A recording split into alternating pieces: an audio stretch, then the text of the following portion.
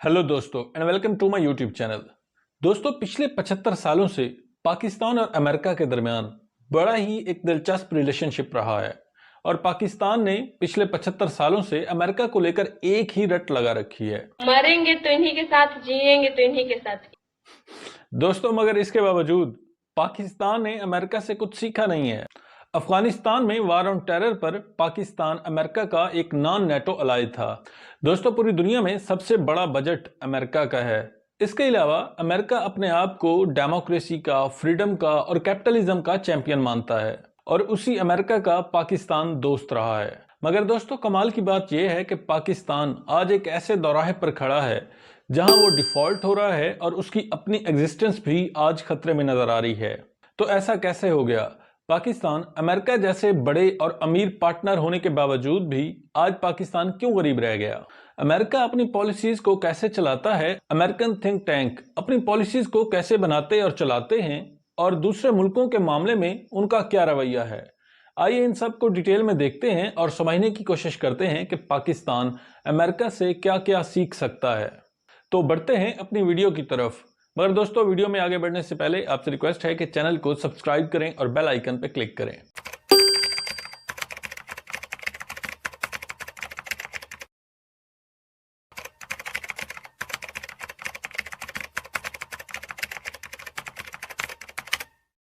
Let's talk about respecting the American people.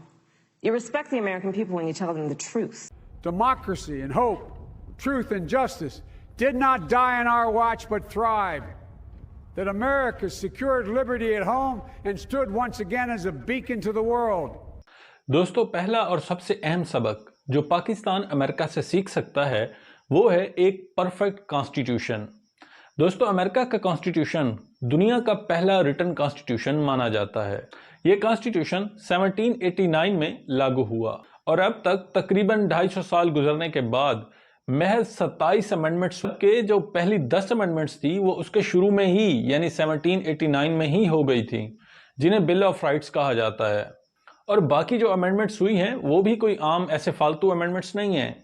मिसाल के तौर पर 13th अमेंडमेंट में स्लेवरी को इलीगल करार दिया गया और 19th अमेंडमेंट में औरतों को वोट का हक दिया गया। जबकि दूसरी तरफ पाकिस्तान का कॉन्स्टिट्यूशन 14 अगस्त 1973 को लागू हुआ। हालांकि इससे पहले भी 2 कॉन्स्टिट्यूशन आ चुके थे और उसके बाद ये तीसरा कॉन्स्टिट्यूशन लागू हुआ।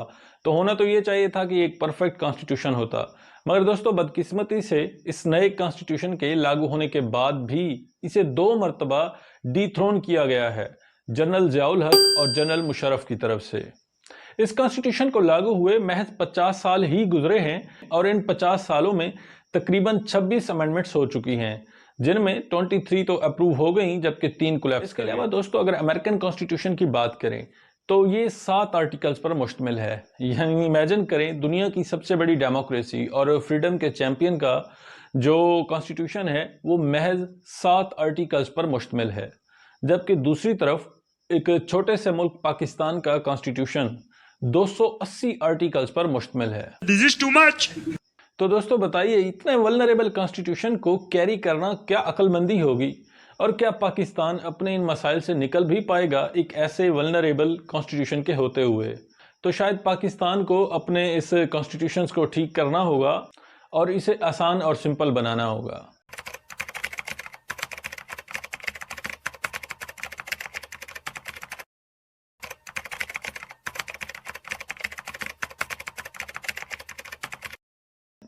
दोस्तों दूसरा और बहुत ही अहम सबक जो पाकिस्तान अमेरिका से सीख सकता है वो है सेपरेशन ऑफ पावर्स। अमेरिका में पावर को 3 मुख्तलिफ ब्रांचों में डिस्ट्रीब्यूट किया गया है और इस बात का ख्याल रखा गया है कि किसी एक इंस्टीट्यूशन के पास हद से ज़्यादा पावर्स ना हो ताकि कोई भी अपनी पावर्स का मिसयूज ना कर पाए। जैसा कि मैं पहले बता चुका हूं कि अमेरिकन कॉन्स्टिट्यूशन 7 आर्टिकल्स पर मुश्तमिल है। तो पहला जो आर्टिकल है वो लेजिस्लेटिव पावर्स देता है कांग्रेस को, जबकि दूसरा आर्टिकल एग्जेक्टिव पावर्स देता है प्रेसिडेंट को और थर्ड आर्टिकल पावर्स देता है सुप्रीम कोर्ट को जुडिशियल रिव्यू के लिए। अब दोस्तों इन इंस्टीट्यूशंस में पावर्स को इतने आसान तरीके से इंटरमिंगल्ड किया गया है कि कोई भी एक इंस्टीट्यूशन अपनी हदूद को पार नहीं कर सकता। जबकि अगर हम पाकिस्तान में देखें तो पावर किसी एक आदमी के पास ज़्यादा इकट्ठी हो जाती हैं। مثال کے طور پر مارشل آرٹس کے دور میں جو پریزیڈنٹ ہوتے تھے یا چیف مارشل ایڈمنسٹریٹر بنتے تھے ان کے پاس ساری پاور سرکولیٹ ہو جاتی تھی، اور آج کل بھی جو پارٹی کا صدر ہوتا ہے اسی کے پاس ساری پاورز ہوتی ہیں۔ مثال کے طور پر اگر آپ آسان لفظوں میں دیکھیں تو پاکستان میں 4 بڑی پارٹیز ہیں: پاکستان پیپلز پارٹی، پاکستان مسلم لیگ نون، پاکستان تحریک انصاف اور مولانا فضل الرحمان کی جو جماعت ہے۔ تو دوستو اگر ان پارٹیز کو دیکھیں تو پاکستان پیپلز پارٹی میں جو بات آصف زرداری اور ان کے بیٹے بلاول زرداری نے کر دی تو اس کے بعد کوئی پارٹی ممبر کچھ بھی کرنے کی اجازت نہیں رکھتا، جیسا کہ ہم نے پچھلے دنوں دیکھا کہ جب مصطفیٰ نواز کھوکھر نے کسی بات پر اعتراض اٹھایا تو انہیں پارٹی سے استعفیٰ دینا پڑا۔ اسی طرح مسلم لیگ نواز میں شاہد خاقان عباسی جو کہ پاکستان کے پرائم منسٹر بھی رہ چکے ہیں، انہوں نے جب مریم نواز کو اپنا لیڈر ماننے سے انکار کرا تو انہیں اپنی پوسٹ بھی چھوڑنا پڑی اور وہ دستبردار ہو گئے ہر چیز سے۔ اسی طرح پاکستان میں ملٹری کا جو انسٹیٹیوشن ہے وہ بھی دوستو کبھی کبھی اپنی پاورز کو ایکسیسیولی یوز کرتا ہے، تو ایسا ہونے کی وجہ سے جو پاورز ہیں وہ کسی ایک انسان تک ایکومولیٹ ہو جاتی ہیں، جس سے پھر جو ڈیموکریٹک ویلیوز ہیں ان کو ڈیمیج ہو سکتا ہے۔ اسی لیے پاکستان کو امریکہ سے یہ چیز تو سیکھنی چاہیے کہ کم از کم اپنی سیپریشن آف پاورز کو مینٹین کریں تاکہ ملک میں ٹرانسپیرنسی کو فروغ ہو اور ملک ترقی کر سکے۔ تو بڑھتے ہیں اپنے اگلے پوائنٹ۔ دوستو تیسرا پوائنٹ بہت اہم ہے اور وہ ہے فارن پالیسی۔ پاکستان کی فارن پالیسی ڈیٹرنس کے ارد گرد گھومتی ہے۔ ڈیٹرنس کا مطلب یہ ہے کہ پاکستان اپنے سیلف ڈیفنس میں تو سٹیپس اٹھائے گا مگر کسی بھی ملک پر اگریشن نہیں دکھائے گا، اور اس کے علاوہ جو مسلم کنٹریز ہیں ان کے ساتھ اپنا کارڈیل ریلیشن رکھے گا۔ کارڈیل سے مراد ہے کہ جو مسلم ممالک ہیں ان کے ساتھ اچھے تعلقات رکھے گا۔ تو دوستو یہ لائن تھوڑی سی کنفیوزنگ ہے۔ تھوڑی سی کنفیوزنگ اس لیے ہے کیونکہ انٹرنیشنل ریلیشنز میں ایسی کوئی چیز ایگزسٹ نہیں کرتی۔ کنٹریز اپنے انٹرسٹ کو دیکھتے ہوئے اپنے فارن پالیسی بناتے ہیں، نہ کہ ریلیجن کو دیکھتے ہوئے۔ انٹرنیشنل ریلیشنز میں ایک لائن بہت مشہور ہے اور وہ ہے کہ there are no permanent friends اور اینیمیز، اور آج کی دنیا میں ہم یہ دیکھ بھی سکتے ہیں۔ مثال کے طور پر جرمنی اور فرانس کے درمیان آج بہت اچھے تعلقات ہیں، امریکہ اور جاپان کے درمیان بہت اچھے تعلقات ہیں، تو ایسا بھی ممکن ہے کہ جیسا کہ اب چائنا اور انڈیا کے درمیان ایک رائیولری سمجھی جاتی ہے، تو ایسا ہو سکتا ہے کہ آنے والے وقت میں چائنا اور انڈیا بہت اچھے پارٹنر بنے، تو ایسا بالکل ممکن ہے۔ اب اگر ان دونوں ملکوں کو دیکھیں تو امریکہ کو دوستو اس سے فرق نہیں پڑتا کہ جس ملک کے ساتھ وہ ریلیشن بلڈ کر رہا ہے وہ کرسچن کنٹری ہے یا وہ کس مذہب سے تعلق رکھتا ہے، انہیں اس بات سے کوئی غرض نہیں ہے۔ وہ صرف اپنے جیو اسٹریٹجک اور اکنامک انٹرسٹ کو دیکھتے ہیں۔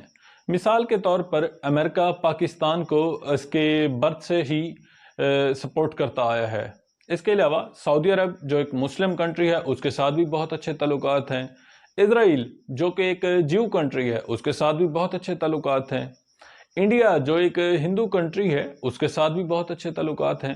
تو امریکہ کہیں نہ کہیں اپنے اکنامک انٹرسٹ کو اور جیو اسٹریٹجک انٹرسٹ کو سب سے پہلے رکھتا ہے، جبکہ پاکستان کی فارن پالیسی دوستو ایک ایموشنل بیسس پر بنائی جاتی ہے۔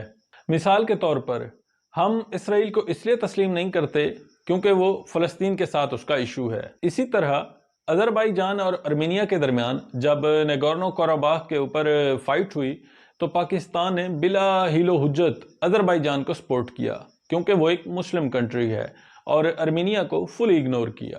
حالانکہ ہماری ارمینیا سے یا اسرائیل سے کوئی ذاتی دشمنی نہیں ہے، بلکہ ہم نے آذربائیجان اور فلسطین کی وجہ سے ان کے خلاف قدم اٹھائے ہیں۔ تو دوستو پاکستان کو اپنی ایموشنل پالیسیز سے ہٹ کر ایک جیو اسٹریٹجک اور اکنامک انٹرسٹ کو دیکھتے ہوئے پالیسیز بنانی چاہیے، اور یہ بات ہم امریکہ سے سیکھ سکتے ہیں۔ اور شاید ہم جن مسائل میں آج گھرے ہوئے ہیں اس کی کہیں نہ کہیں وجہ ہماری یہ غلط پالیسیز بھی ہیں۔ دوستو اگلا پوائنٹ بھی بہت اہم ہے۔ پاکستان اور امریکہ دونوں ہی بائی کیمرا لیجسلیچر ہیں، مگر امریکہ ایک پریزیڈنشیل سسٹم پر مشتمل ہے جبکہ پاکستان میں پارلیمنٹری سسٹم ہے، یعنی پارلیمانی نظام ہے، یعنی پرائم منسٹر کے پاس ایگزیکٹو پاورز ہوتی ہیں۔ اور بائی کیمرا لیجسلیچر کا مطلب یہ ہوتا ہے کہ کنٹری میں 2 ہاؤسز ہوتے ہیں، اپر ہاؤس اور لوور ہاؤس۔ اب اس معاملے میں بھی دوستو ایک بڑی دلچسپ صورتحال ہے۔ مثال کے طور پر امریکہ میں 50 اسٹیٹس ہیں، تو ان کا جو اپر ہاؤس ہے، جو سینٹ ہے، اس کے جو ٹوٹل ممبرز ہیں وہ 100 ہیں، 100. اور اس کی وجہ یہ ہے کہ ہر اسٹیٹ سے 2 ممبرز کو الیکٹ کیا جاتا ہے، جبکہ دوسری طرف پاکستان میں 4 پروونسز ہیں، اور اس کے باوجود پاکستان کے جو اپر ہاؤس کی تعداد ہے وہ تقریباً 104 ہے. تو اتنے زیادہ منسٹریز کا کیا فائدہ ہے، اتنے زیادہ اپوائنٹمنٹس کا ہمیں کیا فائدہ ہو سکتا ہے؟ اور اس کے علاوہ ہمارے ہاں جو ایگزیکٹو پاورز ہیں وہ پرائم منسٹر کے پاس ہیں. حالانکہ پاکستان کو بنے 75 سال گزر چکے ہیں، اور ان 75 سالوں میں ایک بھی پرائم منسٹر اپنی ٹرم پوری نہیں کر پایا. اور آج بھی جو ہمارے پہلے پرائم منسٹر تھے لیاقت علی خان، انہی کا جو ٹرم کا ڈیوریشن ہے وہ سب سے زیادہ ہے. تو اندازہ کیجئے ایک ایسی پوسٹ کو ہم کیوں کیری کر رہے ہیں، اور اس سسٹم کو کیری کرنا کہاں کی عقل مندی ہے. اور اس کے علاوہ دوستو، پاکستان میں جو پرائم منسٹر کی کیبنٹ ہوتی ہے وہ الیکٹڈ ممبرز ہوتے ہیں نیشنل اسمبلی کے یا سینٹ کے، جو کہ پولیٹیشنز ہوتے ہیں، اور ان میں زیادہ تر لوگ تو پڑھے لکھے بھی نہیں ہوتے. اور جس پوسٹ کے لیے انہیں منسٹری دی جاتی ہے دوستو، وہ شاید اس کے قابل ہی نہیں ہوتے، اور یہی وجہ ہے کہ آج ملک کا کباڑا ہو چکا ہے. جبکہ دوسری طرف امریکن سسٹم میں جو پریزیڈنٹ ہوتا ہے وہ اپنے سیکرٹریز کو اپوائنٹ کرتا ہے، اور اس کام کے لیے پھر جو مناسب انسان ملتا ہے اسی کو اپوائنٹ کیا جاتا ہے.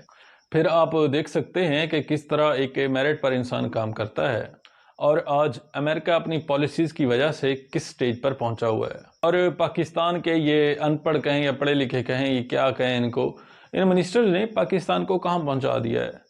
تو دوستو، پاکستان کو اس معاملے میں بھی اپنی پالیسی کو تبدیل کرنے کی ضرورت ہے، اور ایسے منسٹرز کو اور ایسے ممبرز کو لانے کی ضرورت ہے جو پاکستان کے لیے کچھ کر سکیں، جو کم از کم پڑھے لکھے تو ہوں، جن میں تھوڑا وزڈم ہو، جو سمجھ سکیں کہ کس وقت کون سا فیصلہ لینا ضروری ہوگا. مگر دوستو، کمال کی بات یہ ہے کہ پاکستان کا جو ڈیموکریٹک سسٹم ہے وہ اس کا سسٹم ہی ایسا ہے کہ جو ایک پڑھا لکھا انسان ہے وہ تو آگے نہیں پہنچ پاتا.